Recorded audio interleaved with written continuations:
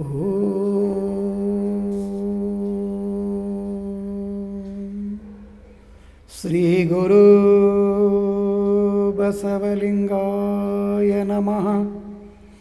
ಈ ದಿನ ಜಗನ್ಮಾತೆ ಅಕ್ಕ ಮಹಾದೇವಿ ತಾಯಿಯವರ ಒಂದು ವಚನವನ್ನು ನಾವು ನೋಡೋಣ.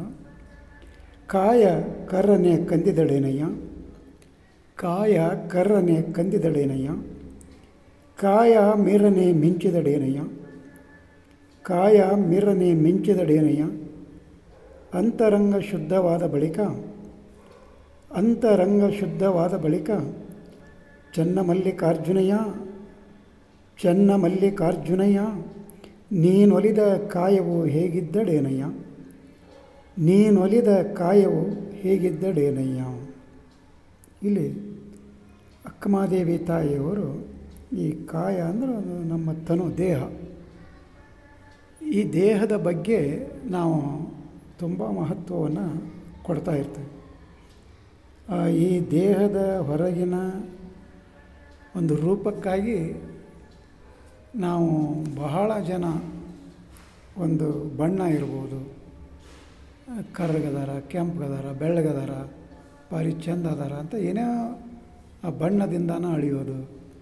ಮತ್ತು ಈಗಿನ ದಿನಮಾನದಲ್ಲಿ ಆ ಕಾಯವನ್ನು ಶೃಂಗಾರ ಮಾಡೋದಕ್ಕೆ ಸೌಂದರ್ಯವರ್ಧಕಗಳನ್ನು ಬಳಸೋದಾಗಲಿ, ಮತ್ತು ಅದಕ್ಕೆ ಅನೇಕ ಬೆಲೆ ಬಾಳುವ ಉಡುಗೆ ತೊಡುಗೆಗಳನ್ನು ಹಾಕೋದು, ಅದಕ್ಕೆ ಬಂಗಾರ ಬೆಳ್ಳಿ ಎಲ್ಲ ಹಾಕ್ಕೊಂಡು ಅದನ್ನು ಶೃಂಗಾರ ಮಾಡಿಕೊಳ್ಳೋದು.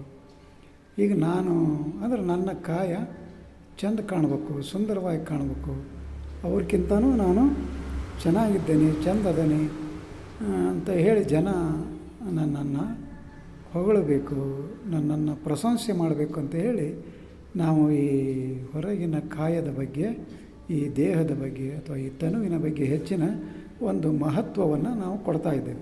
ಆದರೆ ಇಲ್ಲಿ ಅಕ್ಕ ಮಹಾದೇವಿ ತಾಯಿಯವರು ಹೇಳೋದು ಹೊರಗಿನ ಕಾಯಕ್ಕೆ ಅವರು ಹೆಚ್ಚಿನ ಒಂದು ಮಹತ್ವವನ್ನು ಕೊಡೋದಿಲ್ಲ.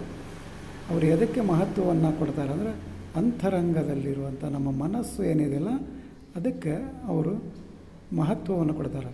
ಅದಕ್ಕೆ ಅವರು ಇಲ್ಲಿ ಏನು ಹೇಳ್ತಾರೆ, ಕಾಯ ಕರ್ರನೆ ಕಂದಿದಡೇನಯ್ಯ ಅಂದರೆ ಇವತ್ತು ಈ ನಮ್ಮ ಕಾಯ ಅದು ಕರ್ರಗಿದ್ರೇನು ಅಥವಾ ಕಂದಿದ್ರೇನು ಅಥವಾ ಸುಕ್ಕು ಬಿದ್ದರೇನು, ಅಲ್ಲಿ ತಲೆ ಕೂದಲ ಬೆಳ್ಳಗಾದ್ರೇನು, ಏನಾದರೂ ಏನದು ಅದಕ್ಕೆ ಏನು ಅಂತ ಅಲ್ಲಿ ಪ್ರಶ್ನೆ ಮಾಡ್ತಿದ್ದಾರೆ. ಅದೇ ರೀತಿ ಮುಂದೆ ಅವ್ರು ಏನು ಹೇಳ್ತಾರೆ, ಕಾಯ ಮಿರನೆ ಮಿಂಚಿದಡೇನಯ್ಯ. ಹಾಗೆ ಈ ಸೌಂದರ್ಯವರ್ಧಕಗಳನ್ನು ಹಚ್ಚಿಕೊಂಡು ಮೈ ತುಂಬ ಎಲ್ಲ ಬಣ್ಣ ಬಣ್ಣದ ಸೌಂದರ್ಯವರ್ಧಕನ ಹಚ್ಚಿಕೊಂಡು ಅದನ್ನು ಮೇಕಪ್ ಮಾಡಿಕೊಂಡು ಅದರ ಮೇಲೆ ಬಂಗಾರದ ಬೆಲೆ ಬಾಳುವ ದಾಗಿನವನ್ನು ಹಾಕ್ಕೊಂಡು ಹೀಗೆ ಅದನ್ನು ಆ ಕಾಯವನ್ನು ಮಿರನೆ ಮಿಂಚಾಗಿ ಮತ್ತೊಬ್ಬರು ಕಣ್ಣು ಕುಕ್ಕುವ ಹಾಗೆ ಮಾಡಿದರೆ ಏನಾಗಬೇಕಾಗೈತಿ ಅಂತ ಹೇಳಿ ಅವರಿಲ್ಲಿ ಪ್ರಶ್ನೆ ಮಾಡ್ತಾರೆ. ಅವರು ಮತ್ತೆ ಏನು ಹೇಳ್ತಾರೆ ಅಂದರೆ ಅಂತರಂಗ ಶುದ್ಧವಾದ ಬಳಿಕ ಅಂದರೆ ಅಲ್ಲಿ ಅವರಿಗೆ ಶರಣರು ಒಂದು ಮಹತ್ವವನ್ನು ಕೊಡುವುದು ಅದಕ್ಕೆ ಅಂದರೆ ಅಂತರಂಗ ಶುದ್ಧವಾಗಬೇಕು ಅಂತ. ಸೃಷ್ಟಿಕರ್ತ ಪರಮಾತ್ಮ ಯಾರಿಗೆ ಒಲಿತಾನ ಅಂದರೆ ಅಂತರಂಗ ಯಾರ್ದು ಶುದ್ಧವಾಗಿರ್ತೈತಿ ಅವರಿಗೆ ಪರಮಾತ್ಮ ಒಲಿತಾನ. ಆ ಕಾಯ ಮಿರ ಮಿಂಚಿದ್ರೆ ಹೊಳಪಾದ್ರೆ ಚೆಂದ ಕಂಡ್ರೆ ಆತ ಒಲಿಯೋದಿಲ್ಲ. ಅದು ಕಾಯ ಒಂದು ದಿನ ತನ್ನ ಒಂದು ಸ್ವರೂಪವನ್ನು ಅದು ದಿನ ಕಳೆದಂತೆ ಅದು ತನ್ನ ಸ್ವರೂಪವನ್ನು ಅದು ಕಳ್ಕೊಳ್ತಾ ಹೋಗ್ತದೆ. ಆದರೆ ಅಲ್ಲಿ ಅಂತರಂಗ ಏನಿರ್ತಲ್ಲ ಅದು ಶಾಶ್ವತವಾಗಿರೋದು. ಅದಕ್ಕೆ ಶುದ್ಧ ಮಾಡಿಕೊಳ್ಬೇಕು ನಾವು ಅಂತ ಇಲ್ಲಿ ಹೇಳ್ತಾರೆ. ಅದಕ್ಕೆ ಮುಂದೆ ಏನು ಹೇಳ್ತಾರೆ ಅವರು ಅಂದರೆ ಚನ್ನಮಲ್ಲಿಕಾರ್ಜುನಯ್ಯ, ನೀನು ಒಲಿದ ಕಾಯ ಹೇಗಿದ್ದಳೇನಯ್ಯ ಅಂದರೆ ಆ ಸೃಷ್ಟಿಕರ್ತ ಪರಮಾತ್ಮ ಅವನ ಒಲಿಮೆಯಾಗಿತ್ತು, ಅವನ ಕರುಣೆಯಾಗಿತ್ತು, ಅವನ ಅನುಗ್ರಹ ನಮಗಾಗಿತ್ತು ಅಂದಾಗ ಈ ಕಾಯ ಹೇಗಿದ್ರೇನು ಅಂತ ಹೇಳಿ ಅವರು ಪ್ರಶ್ನೆ ಮಾಡ್ತಾರೆ.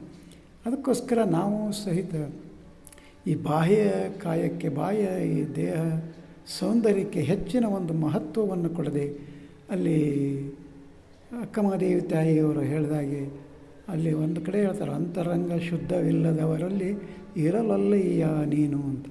ಯಾರು ಅಂತರಂಗ ಶುದ್ಧವಾಗಿಟ್ಕೊಂಡಿರ್ತಾರಲ್ಲ ಅವರಲ್ಲಿ ಮಾತ್ರ ಆ ಸೃಷ್ಟಿಕರ್ತ ಪರಮಾತ್ಮ ನೆಲೆಸಿರ್ತಾನ ಅಂತ ಹೇಳ್ತಾರೆ ಅವರು. ಅದಕ್ಕೋಸ್ಕರ ನಾವು ಸಹಿತ ಹೊರಗಿನ ಈ ಬಾಹ್ಯ ಸೌಂದರ್ಯಕ್ಕೆ ಹೆಚ್ಚಿನ ಮಹತ್ವವನ್ನು ಕೊಡದೆ ಅಂತರಂಗವನ್ನು ಶುದ್ಧವಾಗಿಟ್ಕೋಬೇಕು, ಅಂತರಂಗ ನಮ್ಮದು ಶುಚಿಯಾಗಿರಬೇಕು ಅಂತ ಕೇಳಿದಾಗ ಅಲ್ಲಿ ನಾವು ಮತ್ತೆ ಏನು ಮಾಡಬೇಕಂದ್ರೆ ಶರಣರ ವಚನಗಳನ್ನು ನಾವು ಓದಬೇಕಾಗ್ತದೆ. ಆ ಶರಣರ ವಚನದಿಂದ ಬಂದಂಥ ಜ್ಞಾನವನ್ನು ನಾವು ಪಡ್ಕೊಂಡಾಗ ಅಲ್ಲಿ ನಮಗೆ ಅಂತರಂಗ ಶುದ್ಧ ಮಾಡಿಕೊಳ್ಳುವ ಒಂದು ಸಾಧನೆ ಎಲ್ಲಿ ಇದೆ ಅಂದರೆ ಅದು ಶರಣರ ವಚನದಲ್ಲಿ ಮಾತ್ರ ಸಿಗ್ತದೆ.